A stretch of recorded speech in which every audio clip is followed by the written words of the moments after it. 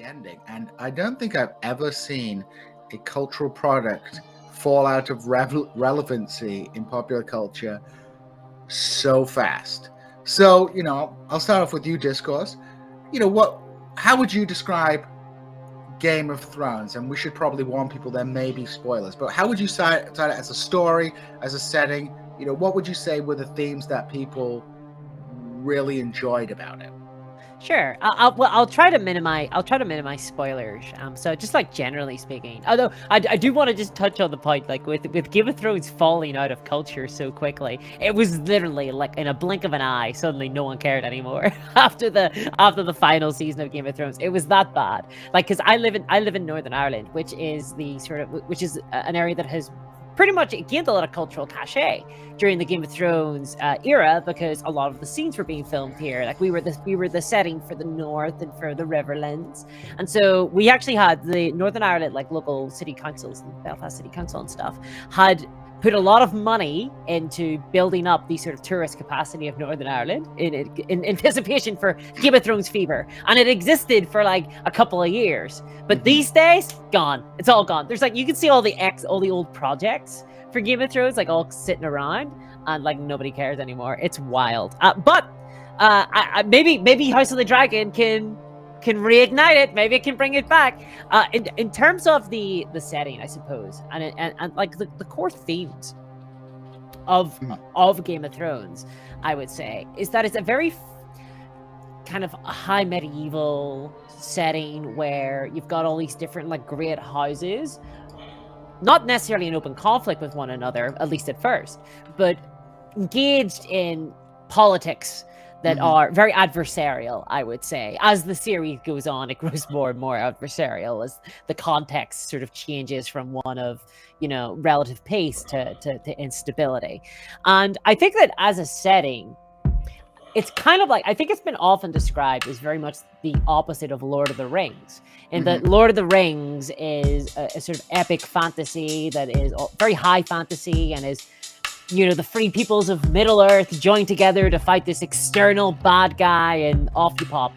And while I think that's still probably one of the core themes of A Game of Thrones, but more so A Song of Ice and Fire, the books, that is still kind of inevitably, because the books haven't finished, it's hard to say, but it feels like that's probably where it's going to end up. For almost at least half the series, it's dedicated around conflict between houses, within a society. It's basically a civil war.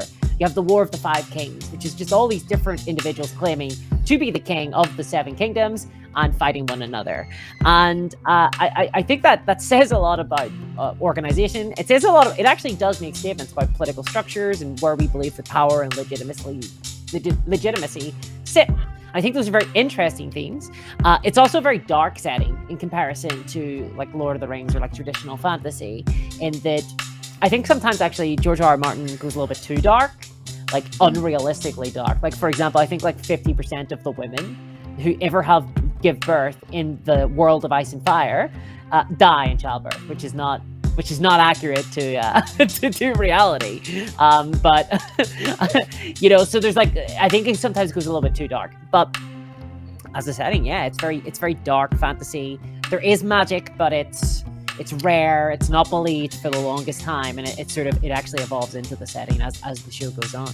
And I think the point about it being a counterpoint to Lord of the Rings is an important one, because that is an explicit thing that George R.R. Martin has said. He said he was interested he liked Lord of the Rings, but he wanted to know what Aragorn's tax policy was.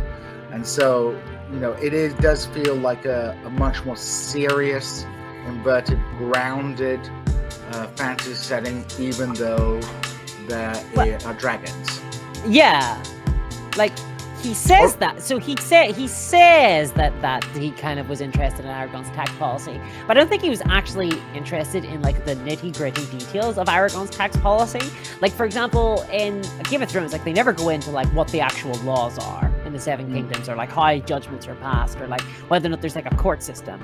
But there is a master of laws, and there's this idea that the king creates laws and passes law of some kind. So I think it's just more so that he's interested in what happens when a king has to do the sort of nitty-gritty ruling, and what that actually means, and how personalities impact upon that, and then, you know, with like, for example, like Robert Baratheon is the king at the beginning of the show and of the books, and he has a very specific way of ruling and way of governing that actually does impact the kingdom and sets up the scenes that then later go on. You know, it's a very political conflict.